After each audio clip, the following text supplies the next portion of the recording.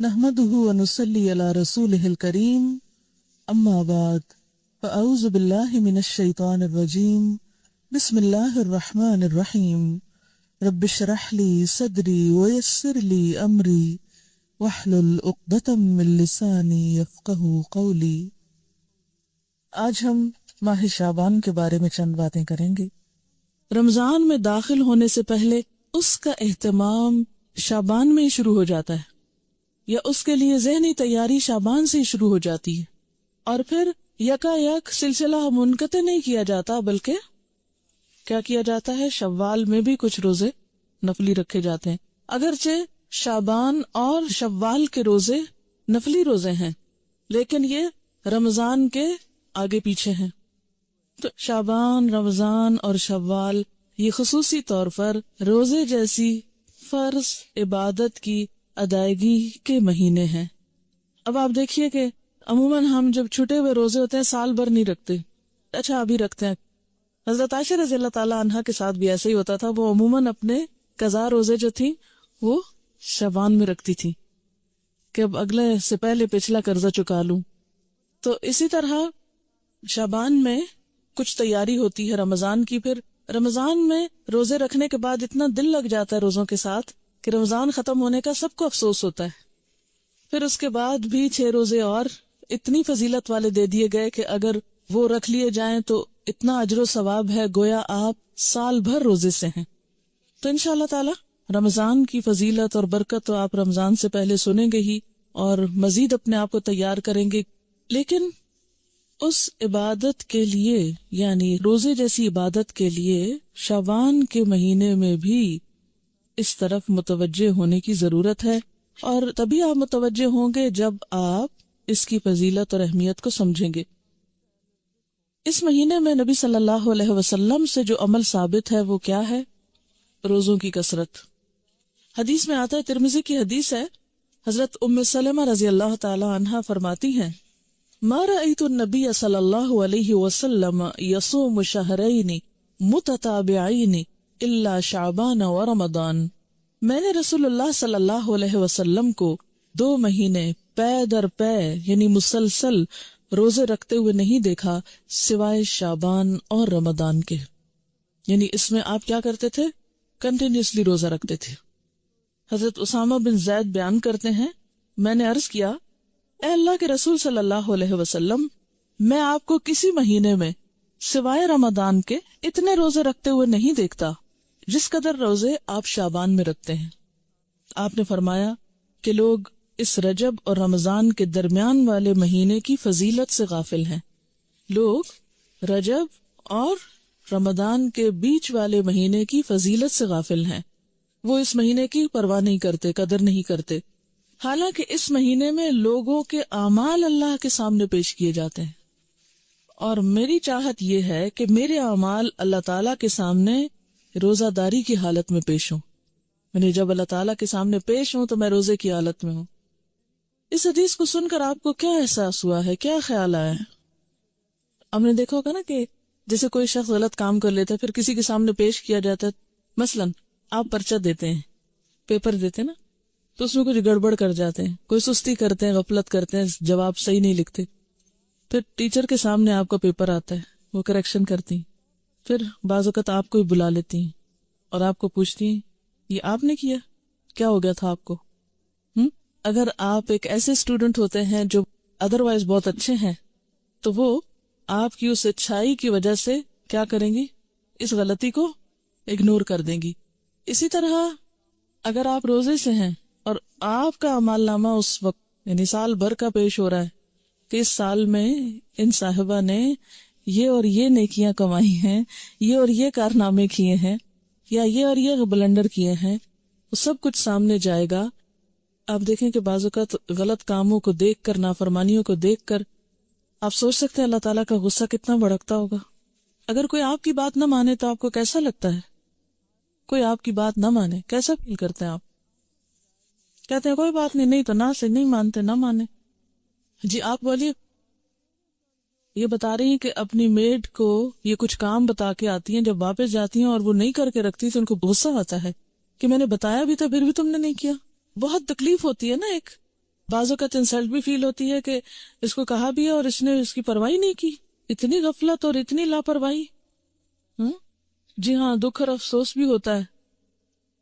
تو آپ دیکھیے کہ جب آپ کا رجسٹر، آپ کے سال بھر کے کام پچھلے شعبان سے اب تک جو آپ نے کیا وہ جو پیش ہوتا ہوگا، ویسے تو اللہ تعالیٰ روز بھی دیکھتے ہیں نا آپ کو، ہر لمحہ جانتے ہیں. اس کو پھر میں ایک چھوٹی سی مثال کے ذریعے بات سمجھاؤں گی. جیسے آپ کی ٹیچر کلاس میں روز سبق سنتی ہیں آپ کا، ان کو اندازہ ہوتا ہے کہ آپ کتنا جانتے ہیں، لیکن پیپر دیتے ہوئے آپ کو کوئی وحشت آتی ہے کہ نہیں ہوتی ہے؟ کوئی ٹینشن آپ پر ہوتی ہے؟ حالانکہ آپ روز ٹیچر کے سامنے اچھا یا برا سبق سنا رہے ہوتے ہیں یا کام کیا نہیں کیا، لیکن وہی چیزیں دوبارہ پیپر میں آتی ہیں. تو ہر ایک چیز کا اپنا ایک طریقہ اور ایک کرینہ اور ایک سلیقہ ہوتا ہے نا. تو بالکل اسی طرح روز آپ کا اللہ تعالیٰ کی نظر میں ہونا اپنی جگہ ہے، لیکن لکھے ہوئے اعمال، تصویریں کھینچی ہوئی آپ کی البم، تو سارے کے سارے جب ایک خاص انداز میں پیش کیے جاتے ہیں کہ یہ کتاب تیار ہے، اتنا عمل زیادہ، اتنا کم ہے، اور ہم اس سے غافل ہوتے ہیں، تو اور تو کچھ نہیں کر سکتے.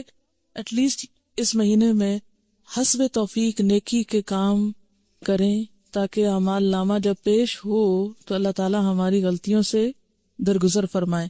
اور آخرت میں تو پیش ہونا ہی ہے نا. یومئذ تعرضون لا تخفی منکم خافیہ، اس دن تم پیش کیے جاؤ گے، تمہاری کوئی چھپی ہوئی بات بھی چھپی نہ رہے گی.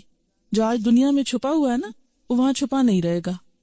اور نبی صلی اللہ علیہ وسلم اپنے اعمال نامے کے پیش کرنے کے لیے کیا پسند کرتے تھے کہ اس حال میں ہو کہ میں روزے میں ہوں. جن کے اوپر ہمارا کوئی احسان نہ ہو، اگر وہ ہماری بات نہیں بھی مانتے تو کوئی دکھ نہیں اتنا ہوتا، کہتے چلو ٹھیک ہے، اس کی مرضی. مثلا آپ کوئی بازار میں ہیں، آپ کو کوئی ٹیکسی لینی پڑی، آپ ٹیکسی والے کہتے ہیں اپنے روپے میں آپ کو دوں گی، آپ مجھے اس جگہ پہنچائیں. وہ نہیں مانتا تھا، آپ کہتے نہیں تو نہ صحیح، چلو میں کوئی اور کہیں معاملہ کر لیتی. کسی دکان پہ جاتے ہیں، آپ کوئی معاملہ کرتے ہیں، دوسرا شخص نہیں آپ کی بات مان، کہتے ہیں نہ صحیح، کوئی بات نہیں. لیکن جس پر آپ نے احسان کیا ہو پھر وہ آپ کی بات نہ مانے، اور آپ دیکھیں کہ اللہ تعالیٰ کے ہم پر کس قدر احسانات ہیں، اور پھر ہم کیا کر رہے ہیں اور کتنا کر رہے ہیں. میں سوچتی ہوں کہ کبھی ہم اپنی آنکھوں، کانوں، دل، دماغ کے ساتھ اپنے آپ کو حوالے تو کریں اللہ کے. اسلمت لرب العالمین.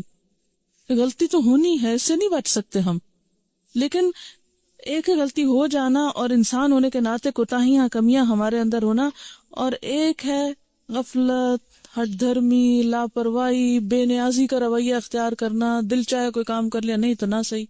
یہ رویہ بڑا تکلیف دہ ہے ایک انسان کے حق میں جو وہ اللہ کے ساتھ برتتا ہے. اچھا، اب ایک اور بات یہ ہے، ہم میں سے اکثریت روزے تو نہیں رکھتے شعبان کے، کیونکہ ہم ڈرتے ہیں کہ پھر ہم کمزور ہو جائیں گے اور رمضان کے جو روزے ہیں وہ نہیں رکھ پائیں گے. تو اس کا علاج کیا بتایا گیا ہے کہ 15 شعبان کے بعد نہ رکھیں. ٹھیک ہے نا، نصف شعبان کے بعد روزہ رکھنے سے منع کیا گیا، اور خصوصاً آخری 2 دن جو ہیں ان میں شک کا روزہ بالکل منع ہے. کہ کوئی شخص کہے نہیں میں احتیاطاً روزہ رکھ رہا ہوں، کیا پتا آج رمضان ہو گیا اور میں نے چاند نہ دیکھا ہو، اور یہ جو سب بتا رہے ہیں کیا پتا یہ بھی غلط ہو، ہیں؟ تو وہ شخص شک کا روزہ رکھے تو شک کے روزے سے منع کیا گیا ہے. اور اس کے علاوہ 15 کے بعد روزے سے منع کیا گیا. اب آپ نے دیکھا کہ ایک طرف تو نبی صلی اللہ علیہ وسلم کا عمل ہے کہ وہ 2 مہینے مسلسل روزے رکھتے تھے، دوسری طرف منع کیا گیا ہے کہ 15 کے بعد روزہ نہ رکھا جائے. تو یہ کنٹراڈکشن نہ ہو گئی؟ اسی لیے تو ہم حدیث کو مانتے نہیں ہیں. ایک میں کچھ آتا ہے، دوسرے میں کچھ اور آتا ہے. کوئی جواب دے گا؟ جی آپ. شابش، ٹھیک ہے، یاد رکھیے انشاءاللہ آپ اصول الفقہ بھی پڑھیں گے اور چیزیں بھی، اور بھی ذہن کھلے گا آپ کا.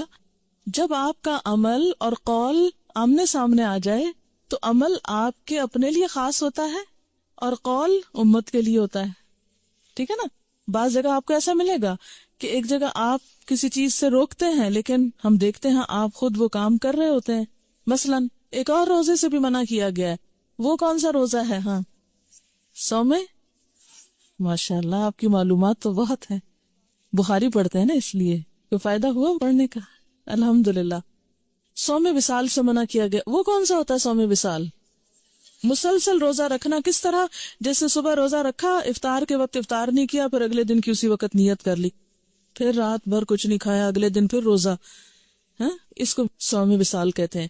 آپ صلی اللہ علیہ وسلم خود ایسا روزہ رکھتے تھے کیونکہ آپ کی طاقت، جیسے انہوں نے فرمایا، آپ کی کیپیسٹی، آپ کی طاقت، آپ کا مقام اور آپ کی کچھ عبادات امت سے خاص تھی، کیونکہ آپ کا مقام بہت بڑا ہے نا، تو جتنا بڑا کوئی مقام کسی کا ہوتا ہے اتنی بڑی اس کی ذمہ داری بھی ہوتی ہے، ٹھیک ہے۔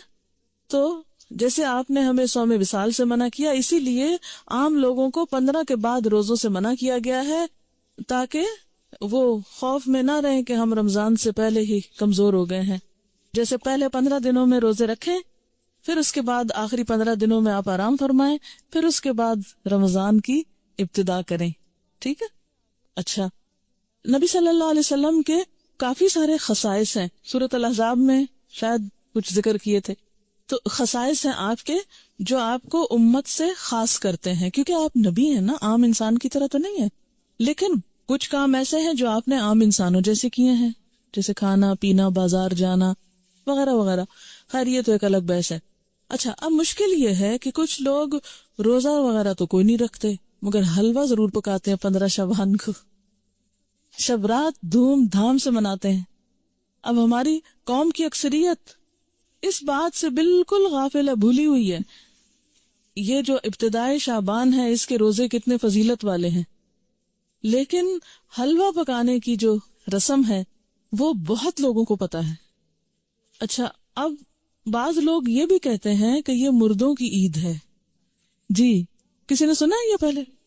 افسوس کہ ایسی میں نے آپ کو بتا دی ایک غلط بات، لیکن معاشرے میں کچھ جگہوں پر یہ مشہور ہے، تو یہ ہے کہ اس کو مردوں کی عید کہا جاتا ہے۔ تو اس ضمن میں بھی یہ ویسے بنیادی طور پر اس دن وہ ختم کا حلوہ ہی پکاتے ہیں اور مردوں کو ثواب پہنچانے کے لیے، اور اس قسم کی رسومات جو ہیں وہ ادا کی جاتی ہیں۔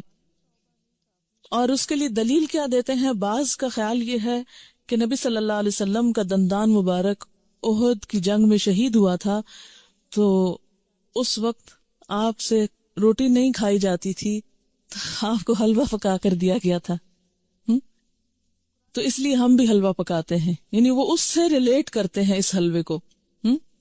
آپ کو معلوم ہے جنگ احد کب ہوئی تھی؟ شاباش، شوال 2 ہجری میں ہوئی تھی۔ اب شعبان تو تھا ہی نہیں، یعنی جنگ احد 15 شعبان کو تو ہوئی نہیں، ٹھیک ہے نا۔ تو اب یہ کہنا کہ ہم اس لیے حلوہ کھا رہے ہیں ثواب سمجھ کے کہ وہ آپ صلی اللہ علیہ وسلم نے کھایا تھا اس دن، اور دوسری بات یہ ہے کہ عربوں کے ہاں یہ جس قسم کا آپ حلوہ پکاتے اور کھاتے ہیں اور جو رسم مناتے ہیں، اس طرح کا حلوہ یہ عرب ڈش نہیں ہے۔ بیسیکلی اس طرح کے حلوے کی ریسیپی فرق ہے، لفظ حلوہ جو ہے وہاں سویٹ کے لیے، مٹھائی کے لیے بھی استعمال ہوتا ہے اور سویٹس کے لیے بھی استعمال ہوتا ہے، اور گھر میں پکائے ہوئے حلوے کے لیے بھی ہو سکتا ہے، ٹھیک ہے۔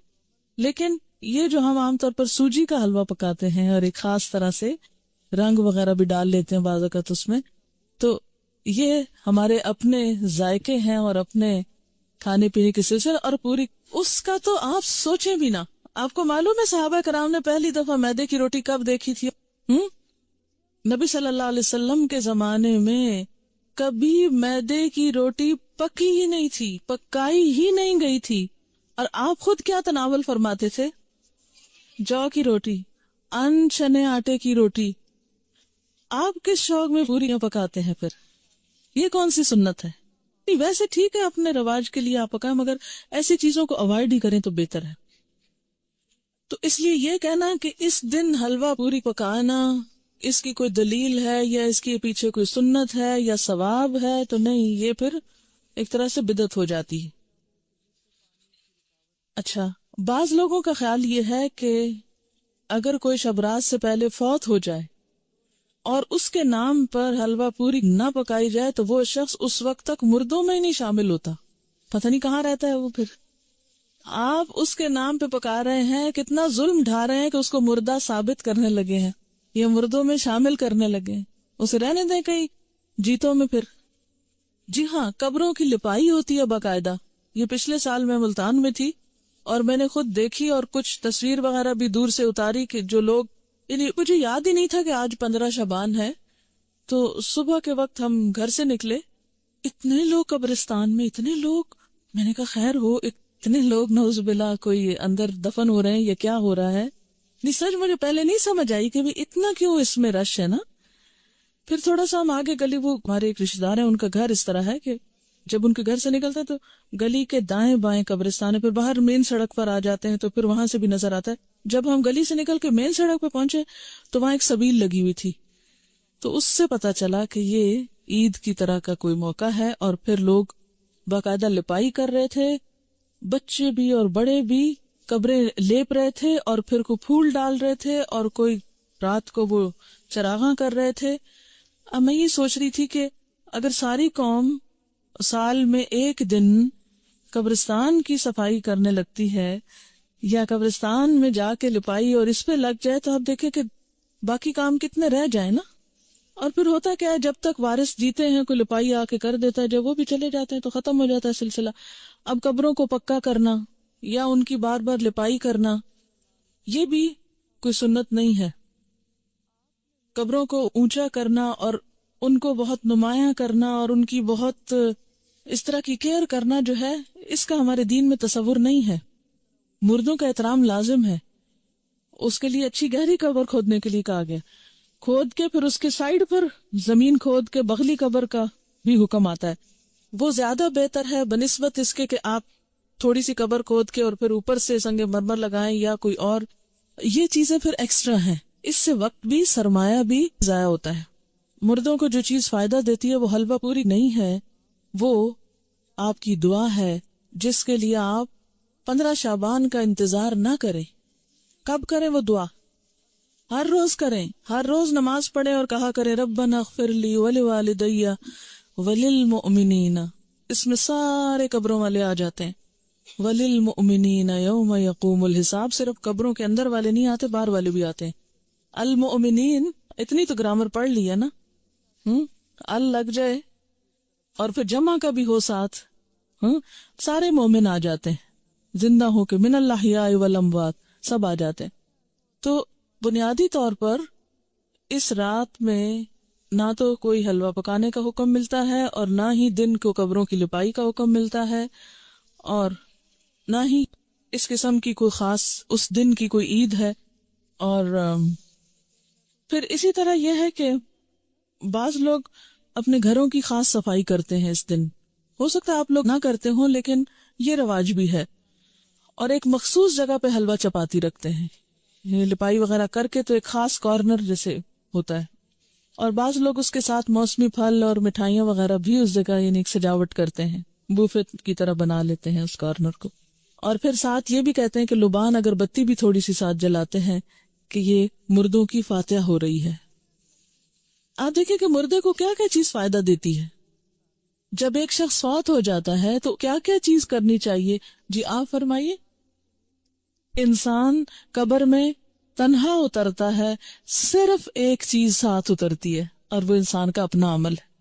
ٹھیک ہے، باقی 2 چیزیں واپس آ جاتی ہیں، اولاد اور مال، جیسے غلام وغیرہ ہوں یا اور کوئی گاڑی جس پہ لے گئے اس کو، یا اس کے علاوہ بھی اگر کوئی چیز ہے تو یہ 2 چیزیں جو ہیں واپس آ جاتی ہیں، مال اور اولاد. باقی عمل ساتھ اترتا ہے. ایک چیز، صرف ایک چیز، اگر وہ تھوڑے بہت کمی بیشی ہے تو پیچھے والے اب اس کے حصے کے عمل تو نہیں کر سکتے، لیکن نمبر 1 دعا کر سکتے ہیں جو مردے کو فائدہ دے گی. اور اس کے لیے آپ اس دن سے دعا شروع کیجئے جس دن سے وہ فوت ہوا، اور ہر روز کیجئے، اور اس میں آپ دیر نہ کیجئے، کرتے رہیے. دوسری چیز، علم ينتفع به، ایسا علم جس سے لوگ فائدہ اٹھائیں، یعنی اس کے نام پر سے مراد یہ کہ اس کی طرف سے. آپ کیا کریں، کسی بچے کو پڑھا دیں، کوئی اسکول بنوا دیں، کوئی کتابیں آپ لے کے لوگوں کو کوئی لائبریری میں رکھوا دیں، کوئی بھی علم کا کام، یا اس نے خود جو کچھ پڑھایا تھا اپنے اسٹوڈنٹس کو، یا کتابیں لکھی، یا کوئی اور اسی طرح کی چیز تیار کی. اور تیسری چیز جو اس کو فائدہ دیتی ہے وہ کیا ہے؟ صدقہ جاریہ.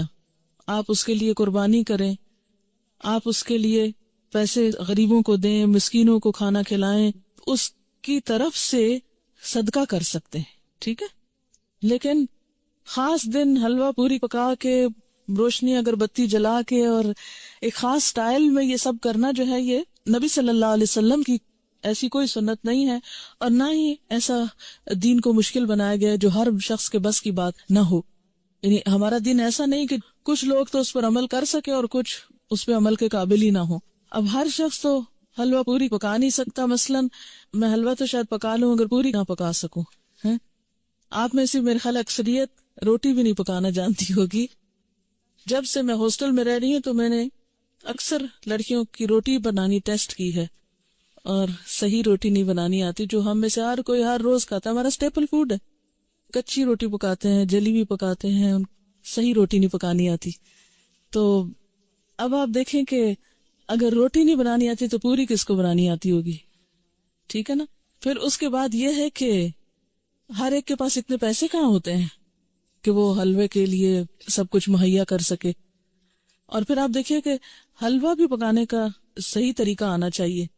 کئی لوگ میں نے دیکھے ہیں کہ وہ کچا پکا سوجی کو کر کے اس میں یلو کلر ڈال کے پانی ڈال کے اور کچی چینی ڈال کے حلوہ پکا کے رکھ دیتے ہیں جس سے پیٹ میں درد ہو جائے.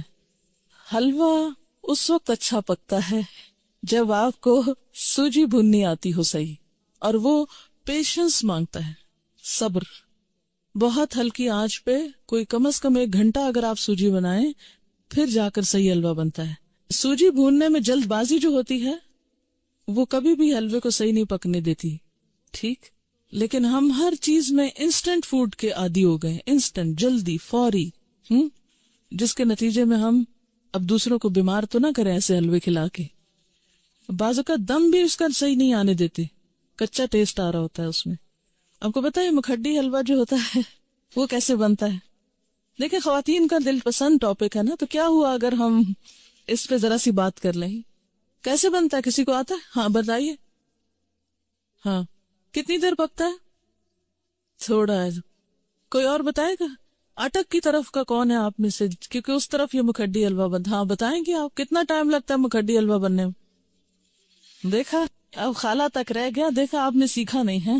وہ ہوتا یہ ہے کہ سوجی کو پانی یا دودھ میں بھگوتے ہیں، پھر اس کو اتنا پکاتے ہیں کہ وہ دونوں پھر الگ ہوں. یعنی دودھ تو خیر الگ نہیں ہوتا، لیکن اس کا جو گھی ہے، گھی میں پکاتے نا، تو پھر وہ گھی اور وہ بالکل الگ الگ جب ہو جائے تو پھر اس کو چھوڑتے ہیں. اور تقریباً 6 گھنٹے تو اس میں لگ ہی جاتے ہیں اگر آپ صحیح پکانا چاہتے ہیں. ویسے تو 2 منٹ میں بھی آپ گھول کے گرم کر کے رکھتے ہیں. خیر یہ باتیں میں نے ضمناً ودن بریکٹس اس لیے کی ہیں کہ آپ سب بچیاں ہیں، خواتین ہیں، گھر والوں کی صحت کا انحصار آپ پر ہے. اگر آپ کو صحیح کھانا پکانا آتا ہوگا اور صبر بھی ساتھ آتا ہو تو پھر آپ کے گھر والے صحت مند ہوں گے، اور وہ صحت مند ہوں گے تو آپ کو دین کا کام کرنے کا وقت ملے گا. تو یہ جو صحیح کھانا پکانا آنا یہ بہت بڑی نعمت ہے، اور اس پر وقت لگائیں اور اس کو سیکھیں اپنے والدین اور خالہ وغیرہ سے، کیونکہ ایسا نہ ہو کہ یہ زبان تو ہماری جا ہی رہی ہے، ویسے آدھی اردو بولتے ہیں آدھی انگریزی بولتے ہیں.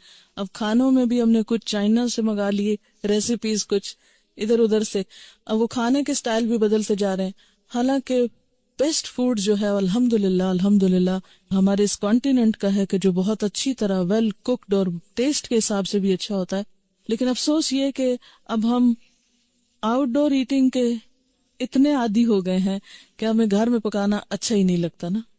اور اکثر لڑکیوں کو یہ کہتے سنا گیا آئی ہیٹ کوکنگ. دین والی کوئی لڑکی یہ زبان سے بات نہ نکالے. ٹھیک ہے، کیوں نہ نکالے؟ وجہ آپ کو پتا ہے کہ کھانا کھلانا کون سے کاموں میں سے؟ جی ہاں، تو یہ صرف غریب کو کھانا کھلانا نہیں، اپنے گھر کے غریبوں کو کھلانا جو ہے وہ بھی ایک بہت بڑی نیکی کا کام ہے. تو ہیٹ کوکنگ کہنے کی بجائے، لیکن اعتدال اس میں بھی، یہ نہیں کہ پھر آپ کچن سے نہ نکلیں. اور اس میں ایک سادہ غذا ہو لیکن ویل کوکڈ، نیوٹریشس، جس سے آپ کی صحت، آپ کے بچوں کی صحت درست رہے. اگر وہ درست رہے گی انشاءاللہ آپ کے پاس وقت زیادہ ہوگا، پھر آپ دین کا کام زیادہ اچھی طرح کر سکیں گے. ٹھیک ہے نا، یہ بات میں اپنے تجربے سے آپ کو بتا رہی. جی آپ کچھ کہنا چاہ رہی؟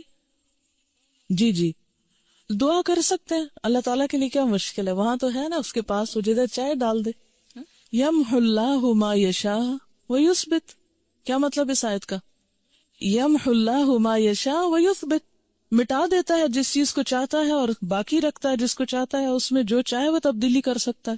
وَعِندَهُ أُمُّ الْكِتَابِ، اور اس کے پاس ہے اصل کتاب، سب کی تقدیریں اس کے ہاتھ میں ہے، جس کو جو چاہے عطا کر دے اور جس کے حصے سے جو چاہے کراس کر دے کہ نہیں یہ اس کو نہیں دینا۔ اچھا جناب، پھر اس کے بعد یہ ہے کہ بعض لوگوں نے یہ بھی بات مشہور کر رکھی ہے کہ میت کی روح 40 دن گھر آتی رہتی ہے، اور مومنین کی روح جمعہ کی رات کو، شب برات کو اور عیدین کو اپنے گھروں پہ آتی ہے۔ یہ بات مشہور ہے کہ اس دن روحیں آتی ہیں، ایک تو جمعرات کے دن آتی ہیں اور ایک جو ہے عیدوں کو آتی ہیں اور شبرات کو آتی ہیں، حالانکہ اس کے پیچھے کوئی دلیل نہیں ہے، یہ ہمارا اپنا خیال ہے۔ دیکھیں وہ کس لیے آئیں گے، کیا کرنے آئیں گے، ان کا دنیا سے کوئی رشتہ، کوئی تعلق، ان کو تو کوئی انٹرسٹ ہی نہیں رہتا یہاں سے۔ جو نیک لوگ ہوتے ہیں وہ کہتے ہیں شکر ہے ہماری جان چھوٹی اس مصیبتوں کے گھر سے، اس قید خانے سے، اور جو برے لوگ ہوتے ہیں وہ جتنا بھی چاہیں کہ آ کے واپس کوئی اچھا عمل کر سکے تو آ نہیں سکتے۔ سورۃ المؤمنون میں آپ نے ایک آیت پڑھی ہوگی، وَمِن وَرَائِهِمْ بَرْزَخٌ إِلَى يَوْمِ يُبْعَثُونَ، جو روح ایک دفعہ آگے چلی گئی ان کے پیچھے برزخ حائل ہو گیا، پردہ حائل ہو گیا، کب تک؟ إِلَى يَوْمِ يُبْعَثُونَ، اس دن تک جبکہ یہ بالکل ایسے جیسے بچہ پیدا ہونے کے بعد واپس نہیں ماں کے پیٹ میں جا سکتا، ایسے ہی دنیا سے جانے کے بعد انسان دنیا میں نہیں آ سکتا، اتنا ہی محال ہے۔ جیسے بچے کی پیدائش میں ماں کو ایک تکلیف اٹھانی پڑتی ہے نا، تو مرتے وقت جب انسان کی روح نکلتی ہے تو خود اس کو یہی کرب سے گزرنا پڑتا ہے۔ تو روح بھی آپ دیکھیں کہ بہت سے وہ لوگوں کے مرتے وقت کے حالات سنے ہوں گے، پڑھے ہوں گے۔ ایک ڈاکٹر مودی شاید اس نے جب 120 لوگوں کے موت کے واقعات لکھے ہوئے ہیں، تو وہ تجربہ یہ بتاتے ہیں کہ جیسے ایک گیٹ کھلتا ہے اور اس میں ہم جا رہے ہیں، ٹریول کر رہے ہیں، آگے کو جا رہے ہیں، تو بات یہ ہے کہ جو آگے چلا جاتا ہے وہ مِن وَرَائِهِمْ بَرْزَخ، پیچھے آڑ آ جاتی ہے، دروازہ بند کر دیا جاتا ہے، اب دنیا میں نہیں کوئی آتا، اور انہوں نے کرنے بھی کیا آنا ہے، اور کہیں سے ثابت بھی نہیں ہے قرآن سے کہ روحیں ہمارے گھروں میں واپس آ کے رہتی ہیں، ٹھیک ہے نا۔ اور آپ ذرا سوچیں تھوڑی دیر کے لیے کہ اگر آپ کو مرنے کے بعد آپ کے گھر میں بار بار آنے کی اجازت دی جائے تو آپ کا حال کیا ہوگا، بتائیے ذرا۔ آپ دیکھیں گے آپ کا سامان کسی کے پاس چلا گیا، آپ کی چیزیں کسی نے توڑ دی ہیں، آپ کی چیزیں کسی نے پھینک دی ہیں، خراب کر دی ہیں، تو آپ دیکھ دیکھ کے کیا کریں گے؟ ذرا سوچیں، اپنے آپ کے لیے سوچیں کہ آپ مرنے کے بعد پھر آئیں دنیا میں، اور عید کو بھی آتے ہیں اور شبرات پہ بھی آتے ہیں اور جمعرات کو بھی آتے ہیں اور 40ویں پہ بھی آتے ہیں، تو پھر آ کے آپ کیا کرتے ہیں، کیا کریں گے آ کے؟ کتنی حسرتیں ہوں گی نا۔ تو کیا آپ سمجھتے کہ اللہ تعالیٰ بندوں کو اس طرح حسرتوں میں مبتلا کرتا ہے کہ واپس بھیج کے، یعنی سارے تو عید کے کپڑے پہن کے کھڑے ہوں اور ہم دور کھڑے دیکھتے رہیں ہیں کہ یہ عید منا رہے ہیں اور ان کو ہم بھول گئے، ہمیں یاد ہی نہیں کرتے اب یہ، اور پھر ہمارا دل چاہے گا کہ ہم کسی کو گلے ملیں، یہ جو آپس میں ہم بھی ملیں تو مل نہیں سکیں گے، اور پھر کسی کو دیکھ کے دل چاہے گا کہ اس سے بات کریں، بات ہی نہیں کر سکیں گے۔ تو یہ بات عقل کو بھی نہیں لگتی کہ کوئی مرنے کے بعد پھر دنیا میں آئے، اور پھر آئے بھی خاص اوکیزنز پہ جب لوگ خوشیاں منا رہے ہوں اور آپ مر کے آ کے ان کے سر پہ دیکھ رہے ہوں حسرت سے، کس قدر افسوسناک بات ہے۔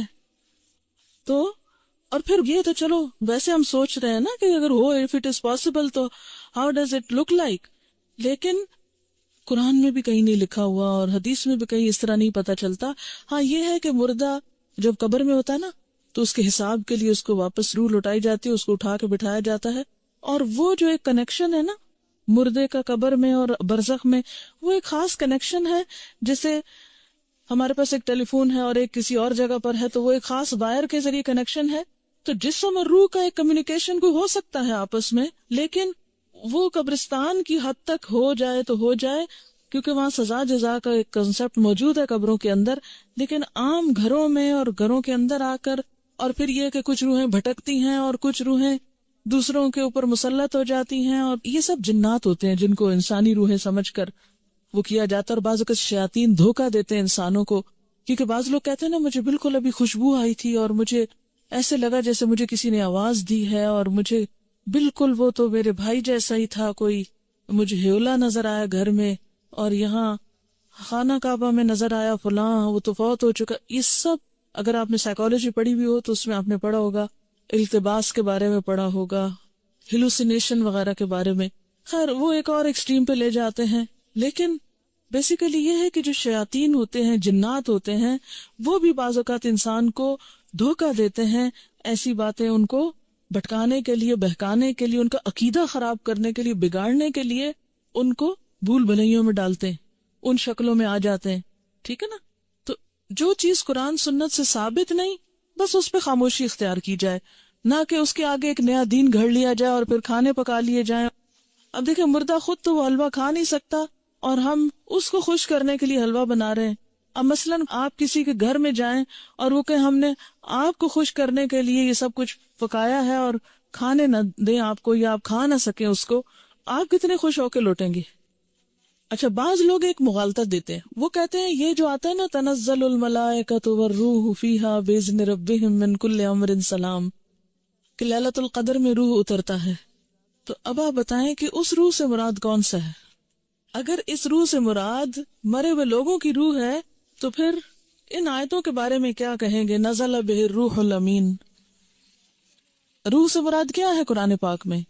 جبرائیل علیہ السلام کے لیے لفظ استعمال ہوا ہے، اذ ایدتک بروح القدس قل نزلہ روح القدس نزل بہ الروح الامین تعرج الملائکۃ والروح یوم یقوم الروح والملائکۃ صفا. اور پھر تنزل الملائکۃ والروح سورۃ القدر میں. تو یہ جو روح اترتی ہے اس سے مراد مردوں کی روحیں نہیں ہیں، یہ خاص روح مراد ہے، اور اس سے مراد جبریل امین ہے. ٹھیک ہے، اسی لیے خود قرآن پاک پڑھنا کتنا ضروری ہے، ورنہ اس طرح کی باتوں سے لوگ عموماً کیا ہوتا ہے. اچھا، پھر جناب بات یہ ہے کہ نبی صلی اللہ علیہ وسلم کی 22 سالہ زندگی میں یہ دن آتا رہا ہے، 15 شعبان جس کو ہم شبرات کہتے ہیں، ہاں؟ لیکن کبھی بھی آپ نے یہ کام نہیں کیے، نہ کوئی آتش بازی کی ہے اور نہ ہی کوئی حلوے پکائے ہیں، نہ ہی کوئی اس قسم کے اور کوئی تصورات ہمیں دیے ہیں، نہ اپنے عمل سے اور نہ ہی اپنے قول مبارک سے. اور یہ جو اس رات کو چراغوں کی روشنی ہے یہ بھی اسراف میں شامل ہوتی ہے. لوگ گھروں پر موم بتیاں لگاتے ہیں نا، کبھی دیکھیے موم بتیاں، اور پھر اس کو بھی آہستہ آہستہ عید کا نام دے دیا ہے. اب دیکھیں کہ عیدیں بڑھانے پر بہت ہمارا زور ہو گیا. مثلاً عید میلاد النبی ایک بنا لی ہے، ایک شبرات کو مردوں کی عید کہہ کے عید بنا لیا ہے. 2 عیدیں پہلے تھیں جو آپ صلی اللہ علیہ وسلم نے بنائی، وہ تو اصل عید ہے. تو کیا یہ زیادتی کی بات نہیں ہے کہ دین میں اضافے کرتے چلے جا رہے ہیں؟ یعنی آپ نے تو اس کو عید نہیں کہا، نہ سیلیبریٹ کیا، اور ہم اس کو عید کے طور پہ سیلیبریٹ کر رہے ہیں. اصل میں ہندوؤں کے ہاں ایک دن ہوتا ہے دیوالی کا، اس میں اس قسم کے کام ہوتے ہیں. مخصوص گھر لیپا پوتی کرتے ہیں، مخصوص کارنر پہ کھانے حلوے پکا کے رکھتے ہیں، چراغاں کرتے ہیں. اب ہمیں اسلام میں آ کر کچھ اس قسم کے فنکشنز کرنے تھے اور کچھ ایسے ہمیں آلٹرنیٹ تلاش کرنے تھے، تو وہ ہم نے اس شکل میں کر لی. کیونکہ ہم لوگ بیسیکلی تو سب یہاں جو ہمارے آبا و اجداد ہیں وہ ہندوؤں سے مسلمان ہوئے نا، یا سکھوں سے مسلمان ہوئے، کیونکہ اس علاقے کے لوگ جو ہیں بنیادی طور پر یہاں کا جو ہندوازم ہے یہ قدیم ترین مذہب ہے اس علاقے کا. تو ان کی اولادیں ہونے کے ناطے سے پھر بہت سے لوگ جب اکثریت میں مسلمان ہونے لگتے ہیں تو عموماً کیا ہوتا ہے، وہ کلمہ تو پڑھ لیتے ہیں لیکن طریقے وہی ہوتے ہیں، اور بعض اوقات نئے دین میں آ کر بھی پرانے دین کی چیزوں کو کہیں نہ کہیں فٹ کر دیتے ہیں. جیسے نئے گھر میں آپ جاتے ہیں تو پچھلے گھر کی چیزیں کہیں نہ کہیں لٹکا دیتے ہیں، کوئی ادھر کوئی ادھر. تو یہی کچھ ہمارے ساتھ بھی ہوا ہے. اور پھر یہ ہے کہ آتش بازی جو ہے اس میں جان کا نقصان بھی ہے، مال کا نقصان بھی ہے، ویسے بھی خطرہ ہے کہ کسی کو آگ لگ نہ جائے، یا خاص طور پر جو فائر ورکس کرتے ہیں. یہ تھی چند باتیں جو اس حوالے سے آپ سے کرنا تھی. اس کے ساتھ ہی جو کچھ کوسچنز ہیں میں ان کے جواب دے دیتی ہوں. ایک اور غلط فہمی بھی اس دن کے بارے میں ہے جس کا ذکر کرنا ضروری ہے. بہت سے لوگ یہ سمجھتے ہیں کہ اس رات کو تقدیر کے فیصلے ہوتے ہیں، 15ویں شعبان کو، ٹھیک ہے، کہ تقدیر لکھی جاتی ہے، اور اس کو کر دیتے ہیں مکس کس کے ساتھ؟ لیلۃ القدر کے ساتھ. ليلۃ القدر جو ہے وہ رمضان کی رات ہے. قدر کا کیا معنی ہے؟ نمبر 1 تقدیر، نمبر 2 اندازہ، نمبر 3 تنگ ہونا. اس رات اتنے فرشتے اترتے ہیں کہ زمین تنگ ہو جاتی ہے ان کے لیے. نمبر 2 یہ کہ وہ بڑی قدر و قیمت والی رات ہے کہ قرآن نازل ہوا تھا، انا انزلناہ فی لیلۃ القدر. اچھا، تیسری بات یہ ہے کہ اس لیلۃ القدر میں تقدیر جو ہے بندوں کی وہ فرشتوں کے حوالے کی جاتی ہے. تنزل الملائکۃ والروح فیہا باذن ربہم من کل امر. تو سارے امور جو ہے زمین پہ جن کی ایگزیکیوشن ہونی ہے وہ فرشتوں کے سپرد، یعنی سال کا بجٹ دیا جاتا ہے. یہ سارے کام رمضان کے آخری عشرے کی کسی ایک طاق رات کو ہوتے ہیں جس کو لیلۃ القدر کہا جاتا ہے. یہ 15 شعبان کو نہیں ہوتے. ٹھیک ہے. بات یہ ہے کہ قرآن پاک میں آتا ہے وَمَا نَهَاكُمْ عَنْهُ فَانْتَهُوا، جس چیز سے نبی صلی اللہ علیہ وسلم روکے اس سے رک جاؤ. ٹھیک ہے. تو آپ جب روکتے ہیں ایک بات سے کہ 15 کے بعد نہیں روزے رکھو، تو پھر ہم یہ نہیں کہیں گے چونکہ آپ نے رکھے تو ہم آپ کی سنت فالو کر رہے ہیں. ٹھیک ہے. اچھا، یہ لکھے ہوئے سوالوں کے جواب دے دیں. شعبان کے پہلے 15 دنوں میں پورے 15 دن کے روزے رکھ سکتے ہیں اگر آپ چھٹی نہ کر لیں روزہ رکھ کے، ہاں، یا دیر سے نہ آنا شروع کر دیں. کیونکہ ہوتا یہ ہے کہ آپ پھر ایڈوانٹیج لے جاتے ہیں کہ ہم روزے سے ہیں اس لیے ہم نے ہوم ورک نہیں کیا یا ٹیسٹ نہیں دے رہے. اگر کوئی یہ پوچھے کہ ہم کیا کریں اس دن 15 شعبان کو، نہیں لوگوں کو عادت ہو گئی ہے ختم وغیرہ کرنے کی، تو اس لحاظ سے وہ پوچھیں کہ پھر اس دن کیا کریں، تو ان کو کیا جواب دیں؟ کیا جو پکا کر گھر حلوہ چاول وغیرہ بھیجے تو اس کو کھا لیں؟ اب دیکھیں بدعت کا کھانا ہے، ٹیکس کی قسم کا ہے. پہلی بات تو یہ ہے کہ انہیں کہیں وہی کریں جو روز کرتے ہیں، نمازوں کی پابندی کریں، صدقہ خیرات جیسے روٹین میں کرتے ہیں. کیونکہ جو دن اللہ کے رسول صلی اللہ علیہ وسلم نے مخصوص نہیں کیا کسی خاص عبادت کے لیے، اس کو اپنی طرف سے بتا کے اچھا آپ یہ کر لیں یہ کر لیں یہ کر لیں، تو یہ بھی درست نہیں ہوگا. آپ کیا بتائیں جو روز کرتے ہیں وہی اس دن کریں، کیونکہ نبی صلی اللہ علیہ وسلم سے کوئی خاص عمل ثابت نہیں ہے. اگر والدین اور شوہر روزے اس ماہ میں منع کرے تو کیا ان کی بات مان لی جائے؟ نفلی روزے میں شوہر کی اجازت ضروری ہے، تو یہ نفلی روزے ہیں. ٹھیک ہے نا. اللہ یہ کہ آپ کو فرض پورا کرنا ہے، پچھلا قضا کرنا ہے، وہ تو پھر آپ نہیں کسی کی بھی مانیں گے. لیکن نفلی روزے میں بیوی کے لیے شوہر کی اجازت ضروری ہے لیکن والدین کی ضروری نہیں ہوتی. What's your grandson's name؟ چلے میں آیت ایک پڑھتی ہوں، آپ بتائیے. لم نجعل له من قبل سمیا. جی، یہ نام اللہ تعالیٰ نے خود رکھا تھا نا حضرت یحییٰ کا. چلیے، اگر کسی عورت کے پچھلے رمضان کے فرض روزوں کی قضا باقی ہو، وہ روزے رکھنے کی طاقت رکھتی ہو، تو 15 کے بعد رکھ سکتی ہے یا قطعی ممنوع؟ دیکھیں قطعی ہے یا نہیں، جب پسندیدہ یہی ہے کہ نہیں رکھے، الا یہ کہ قضا رہتے ہیں تو کچھ قضا پھر شوال میں جا رکھے. ٹھیک. اچھا، ایک چھوٹی سی بات مجھے خیال آ رہا تھا، میں آپ سے شیئر کروں گی، ہے تو بس ایسے ہی لیکن مجھے اس بات سے تھوڑی سی خوشی ہوتی ہے، میرے ذہن میں آ رہی تھی. آپ نے انعام کی بات کی ہے تو اس وقت الحمدللہ میری نانی موجود ہے نا، زندہ ہے، یعنی میری نانی، اور میں بھی نانی بن گئی ہوں. تو اور اتفاق یہ ہے کہ مجھے یہاں پر آئی ہوں، یہاں سے میں اپنی نانی کی ملاقات کے لیے بھی، اسی وزٹ میں میرا درس تھا سرگودا میں بھی، تو میں ان سے بھی ابھی ملاقات کروں گی جا کے. تو ایسے ایک اتفاق کی بات ہے، اللہ تعالیٰ کو ایسے ہی منظور تھا، تھوڑا سا آپ سے شیئر کرنا تھا. نانی بننے کے بعد نانی کی زیارت کرنے جانا ہے، کیونکہ جب مریم ایکسپیکٹ کر رہی تھی تو میرا بہت دل چاہتا تھا کہ کاش میری نانی زندہ رہے یہ خبر سننے کے لیے. ویسے الحمدللہ she is about 100 but she is all right. ویسے تو بڑھاپے کی ایک ویکنس ہوتی ہے، لیکن اپنے پاؤں چل کر واش روم جاتی ہیں. جب لاسٹ ابھی میں ملی ہوں تو اس وقت الحمدللہ چھوٹا موٹا اپنا کام کر لیتی ہیں، بستر بنا لیا، کچھ اور اپنے ہاتھ سے کھا پی لیا، چل پھر لیا. پہلے تو گفتگو بہت اچھی کرتی تھی، بہت فصیح اللسان تھی، لیکن یہ کہ اب اس دفعہ میں نے دیکھا کہ بات کم کر رہی تھی. الحمدللہ.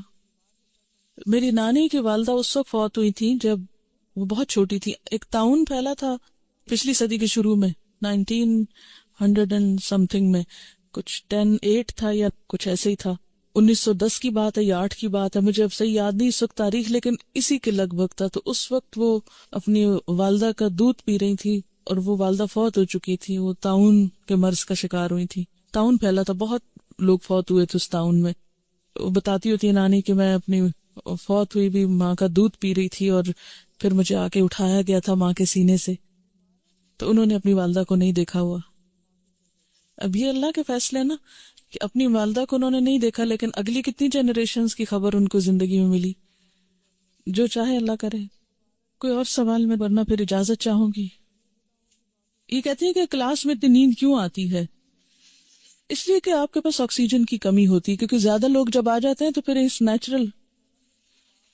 روحیں اگر اس طرح نہیں آتی تو پھر ان کے بارے میں آپ کیا کہیں گی جو لوگ روحوں کو بلاتے ہیں اور ان سے باتیں کرتے ہیں؟ میں نے خود بھی کئی دفعہ یہ ایکسپیرینس کیا ہے. یہ ایکسپیرینس میں بھی کر چکی ہوں، ایسی بات نہیں ہے، لیکن یہ سب جنات ہیں. مرے ہوئے لوگوں کی روحیں نہیں آتی، جنات ہوتے ہیں جو آس پاس گھومتے پھرتے رہتے ہیں، جن کو ہمارے حالات پتہ ہوتے ہیں، اور وہ اس کے اندر آ کے جو باتیں ہمیں معلوم ہوتی ہیں وہی وہ ہم جو پوچھتے ہیں وہ کچھ نہ کچھ اوٹ پٹانگ بتاتے رہتے ہیں. It's just waste of time. کوئی فائدہ نہیں. علم لا ینفع ہے. اور کئی لوگ 40 دن تک لائٹ نہیں آف کرنے دیتے کہ جو فوت ہوا شخص ہے وہ واپس آتا ہے. تو دیکھیں آپ کو اندھیرے میں اپنے گھر کا راستہ ملتا ہے. اتنی جب ڈارک رات ہو جاتی ہے، چلو شہر میں تو پھر بھی روشنی ہوتی ہے، گاؤں وغیرہ میں تو اندھیرا ہو جاتا ہے. چلو کوئی بات نہیں، وہ تو غریب کو، لیکن 40 دن نہ مقرر کریں. جتنی توفیق ہے 1 دن میں دے دیں، 2 دن دیں، 40 دیں، سارا سال دیں، ساری زندگی دیں، صدقہ کرنے میں کوئی حرج نہیں ہے. لیکن مخصوص نہ کریں کہ صرف 40 دن اور وہ بھی ایک مخصوص جگہ پر ہی بھیجنا ہے اور پکا کے بھیجنا ہے. آپ کچا راشن بھی دے سکتے ہیں، آپ کسی کو کپڑا بھی دے سکتے ہیں، آپ کتابیں لے کے دے سکتے ہیں، آپ کہیں کسی بیمار کا علاج کرا سکتے ہیں. یعنی صدقے کی تو بہت ساری قسمیں. دیکھیں یہ شب رات، شب کا مطلب بھی رات ہے اور رات کا مطلب بھی رات ہے. کیا ورثاء اپنے مردے رشتہ داروں کی کچی قبروں کو سال میں کسی دن بھی لیپ کر سکتے ہیں اگر کوئی خاص دن مقرر نہ کریں، بلکہ اس نیت سے کریں کہ قبر بیٹھ نہ جائے، دب نہ جائے؟ دیکھیں اس میں اصول یہ ہے کہ مردے کی جو حرمت ہے، ٹھیک ہے نا، مرے ہوئے انسان کی بہت عزت ہے، حرمت ہے، اسی لیے اس کو نہلاتے ہیں. حالانکہ مر گیا تو آپ کہیں اب تو مر گیا، کیا فائدہ اس نے جانا تو مٹی میں، نہلانا کس لیے؟ لیکن کتنا احتیاط سے نہلاتے ہیں، صاف ستھرا کرتے ہیں، پوچھتے ہیں، کفن میں لپیٹتے ہیں، پھر زمین میں اس کو دفن کرتے ہیں. یہ سب کچھ کس لیے ہے؟ کہ انسان جانوروں کا نشانہ نہ بنے. اگر ایسے ہی جا کے رکھ آئیں کہیں ہم مردے کو، دفن نہ کریں تو کیا ہوگا؟ جانور کھا جائیں گے نا اس کو، کوے ٹھونگے ماریں گے اس کی آنکھوں میں، اس کا دماغ پھاڑیں گے، کتنا اس کا. وَلَقَدْ كَرَّمْنَا بَنِي آدم، بنی آدم کو ہم نے عزت عطا کی ہے. انسان خواہ زندہ ہو یا مردہ، اس کی عزت ہے، حرمت ہے. تو دفنانے کی حکمت کیا ہے؟ حرمت نہیں پامال ہو. مٹی سے بنا ہے، مٹی میں واپس چلا جائے، وہ اس کے لیے معزز ترین مقام ہے. ٹھیک ہے نا. اب اگر کہیں آپ دیکھتے ہیں کہ قبر اس طرح بارش میں بھیگ گئی کہ جسم ایکسپوز ہو گیا مردے کا، تو اس کو دوبارہ دبانا، اس کے اوپر مٹی ڈالنا، اس کی لپائی اگر کرنا چاہیے کچھ بھی، تو دیٹس اوکے. یعنی اس حد تک تو ٹھیک ہے. آپ کو معلوم ہے ایک سیلاب آیا تھا، اس میں مجھے بتایا گیا تھا ایک علاقہ ہے شاید پنڈ دادن خان یا کون سا، کہ اس میں اتنا زور کا سیلاب تھا کہ زندہ گائے بھینسیں تو جو ڈوبی سو ڈوبی، جو مردے تھے وہ قبروں سے نکل کے تیرنے لگے تھے. یعنی جی ایسا ہوا تھا. یہ لئی نالے کا جو تھا، جی آپ نے دیکھا یا سنا اس وقت جب یہ ایسا دیکھا بھی تھا.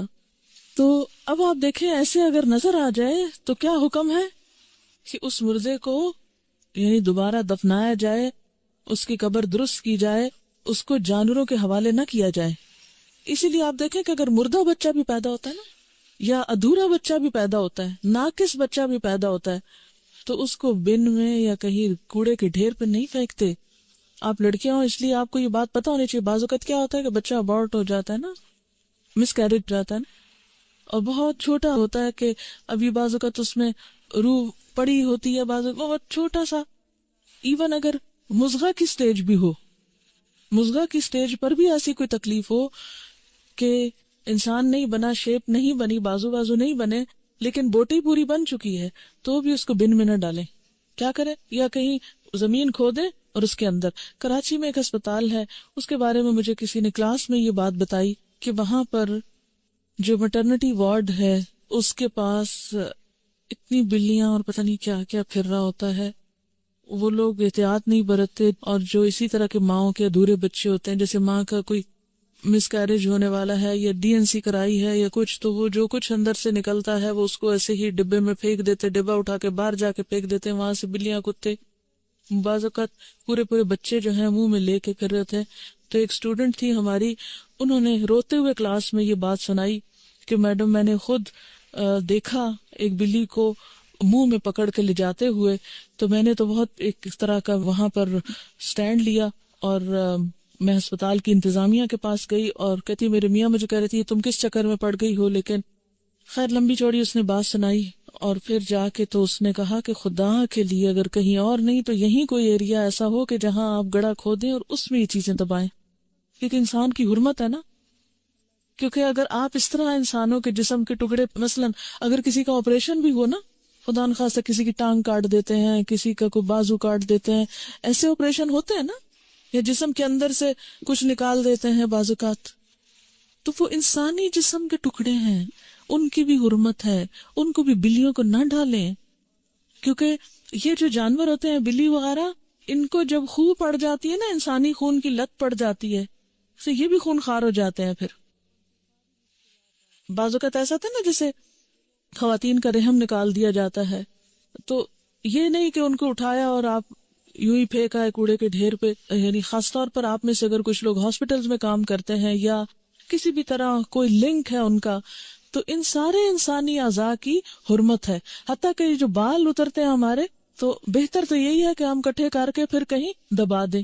ہمیں تو بچپن میں یہ سکھایا گیا تھا، اب بہت لاپرواہی برتتے ہیں، لیکن کیونکہ بال بھی تھوڑے رہ گئے ہیں، تو بچپن میں یہ ہوتا تھا کہ جب اترتے تو ڈھیروں ڈھیر اترتے تھے، تو ہماری پھپھی تو بہت اس میں سختی کرتی تھی. ہر ایک بہن کے ہمارے ایک خاص ڈبہ رکھا ہوا تھا الماری میں، جہاں چیزیں ہوتی تھی کہ باہر ایک بال نظر نہ آئے، وہ سارے کٹھے کر کے اس میں ڈالتے جائیں اور پھر ایک لفافہ بھر کے کہیں جا کے اس کو زمین میں دبا دیں. کیونکہ انسان کی ایک عزت ہے. جب انسان کی حرمت پامال ہوتی ہے دل سخت ہوتے ہیں. جیتوں کے ساتھ بھی انسان زیادتی کرنے لگتے ہیں. آپ کو معلوم ہے نا کہ انسان کی جو عزت ہے یا جو اس کے خون کی حرمت ہے، یہ اللہ تعالیٰ نے شہر حرام اور اس مہینہ حرام اور جو مقام ہے ان سب کی حرمت سے زیادہ اعلیٰ قرار دی ہے. تو قبر اگر بہہ رہی ہو یا کچی ہو یا خراب ہو رہی ہو تو وہ صرف وارثوں کا ہی کام نہیں، جو بھی قبرستان کے ذمہ دار ہوں، رکھوالے ہوں، وہ یہ کریں. ہمارے تو افسوسناک خبریں ملتی ہیں کہ بعض اوقات ملی بھگت سے مردے چرا لیے جاتے ہیں اور راتوں رات نکال لیے جاتے ہیں، اور ان کو پھر آگے سیل آؤٹ کیا جاتا ہے. دوسرے ملکوں میں جو میڈیکل سٹوڈنٹس کے لیے ایسے گینگ بنے ہوئے ہیں کہ وہ سپلائی کیے جاتے ہیں انہیں ناجائز طور پر. بہت کچھ ظلم، کیونکہ خدا کا خوف نہیں، خشیت اللہ فی السر والعلانیہ وہ نہیں، تو پھر آپ جو جی چاہے کریں. وہ کہہ رہی ہے کہ کسی ہاسپٹل میں ہاؤس جاب کر رہی تھی، تو چوہوں کا سائز انہوں نے بلیوں جیسا دیکھا، کتنے موٹے موٹے. تو پھر پتا چلا کہ جو ڈلیوریز ہوتی ہیں پلیسنٹاز ایسے ہی بن میں پھینک دیے جاتے ہیں، اور وہ چوہے کھا کھا کے اس کو. اب آپ خود سوچے کہ انسانی صحت کے لیے کتنا نقصان دہ ہے. اچھا، کسی نے کہا کہ 15 شعبان کے بعد جو روزہ رکھنے سے منع کیا، اگر کوئی رکھ لے تو کیا گناہ ہوگا؟ بنی اسرائیل والے سوال کرتے ہیں. آپ دیکھیے اچھا اطاعت گزار کون ہوتا ہے؟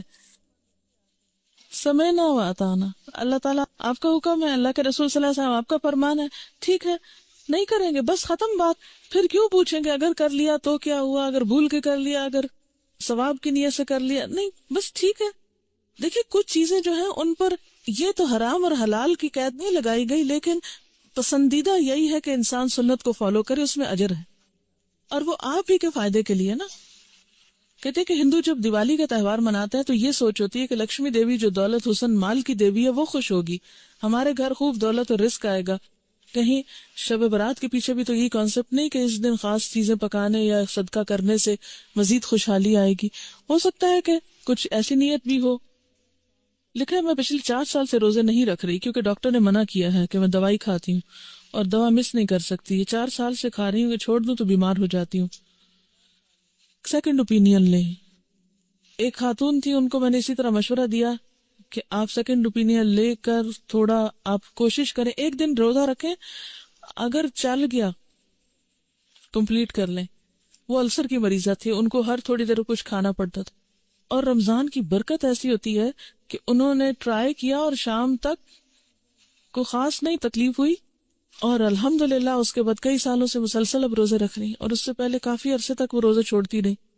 آپ ٹرائل بیس پہ رکھ لیں، اگر آپ سمجھیں کہ مرنے لگے ہیں تو پھر توڑ کے روزہ دوا کھا لیں، ٹھیک ہے، لیکن ذرا سا ٹیسٹ تو کریں. مثلا میں نے گھٹنے کی تکلیف آپ کو بتائی تھی نا، تو میں بیٹھ کے نماز اب میں کیا کرتی تھی، بیڈ پہ تھوڑا ایسے موڑ موڑ کے بیٹھ کے دیکھتی تھی، اچھا آج میں نیچے پڑھ سکتی ہوں نماز، اچھا آدھی پڑھ لوں، فرض نیچے پڑھ لوں، سنت اوپر پڑھ لوں، تھوڑا تھوڑا ٹرائی کر کے. پھر ایک دفعہ تو ایسا ہوا کہ نیچے بیٹھنے لگی تو اتنی تکلیف ہو کہ پھر اٹھ کے جلدی اس کرسی پہ بیٹھ گئی. تو ٹرائی ضرور کرتے رہنا چاہیے، لیکن اگر پہلے سے ڈر جائیں کہ نہیں یہ تو ہو ہی نہیں سکتا، اب ایک دفعہ مجھے چھوٹ گیا، نہیں، ابھی آپ ینگ ہیں، اور آپ کو پتا ہے بہت سی بیماریوں کا علاج خود روزے کے اندر ہے. 15 شعبان کو مرنے والوں کی قبروں کی صفائی تو کرتے ہیں، مگر جن راستوں پہ زندہ لوگ چلتے ہیں ان کا کسی کو کوئی خیال نہیں. اس پر بھی ویسے آپ سے بات کروں گی انشاءاللہ، کبھی زندگی رہی. میرا جی چاہتا ہے کہ ہم سب اپنے گلی محلوں کے بارے میں کچھ سوچیں، ان کی صفائی کا. آپ کو پتا ہے کہ امریکہ میں بچوں کو ہوم ورک ملتا ہے اس طرح کا؟ کیا بلا کسی کو کوئی معلوم ہے اس طرح کی بات؟ جی کوئی بتائے گا؟ اس طرح کا ہوم ورک ملتے ہیں کہ آج آپ اپنی جو باؤنڈری وال ہے اس کے ساتھ جتنا بھی ایریا ہے اس کو آپ صاف کریں گے، اور باقاعدہ پھر اس میں چیک کیا جاتا ہے اور اس کے مارکس دیے جاتے ہیں. میرا جی چاہتا ہے کہ اب آئندہ ہم بھی کچھ اس طرح کے ہوم ورک شروع کریں تاکہ ہماری گلیاں محلے کچھ صاف ہو. اب ہو سکتا ہے آپ کے ماں باپ کو اجازت نہ دے کہ آپ گلی صاف کریں، لیکن کچھ تو کچھ کیا جا سکتا ہے. اگر میں آپ کی جگہ ہوں تو پتہ کیا کروں، گلی محلے کے بچوں کو اکٹھا کر لوں، ان کو ساتھ ملاؤں اور ان کو کوئی نہ کوئی اچھی بات بتا کے اور ان سے کہو چلو ہم سب مل کے یہ کرتے ہیں. کیونکہ ہر جگہ کا الگ، کچھ علاقے ایسے جیسے خال کوئی گاڑی گزرتی ہے، کچھ ایسے ہوتا ہے جیسے بہت ٹریفک ہے، تو اس میں آپ دن کو نہیں رات کو بھی کچھ کر سکتے. گھر کے مردوں کو احساس دلائیں، گلی محلے میں جہاں درس دیتے ہیں ان کو احساس دلائیں. تو دیکھیں کیسے نہیں ہوگا، بہت کچھ ہو سکتا ہے. جیسے وہ شجر کاری کا ایک ہفتہ مناتے ہیں، اگر ہم بھی اپنے اپنے صرف گھر کی جو دیوار ہے اس تک کا ایریا اور نالی وغیرہ بھی صاف کرنے کی ذمہ داری لے لیں تو شہر صاف ہو سکتا ہے. جی صفائی کے لیے کرتے ہوں گے، بیمار بندے کے جراثیم ہوتے ہیں شاید اس وہم سے کرتے ہوں گے.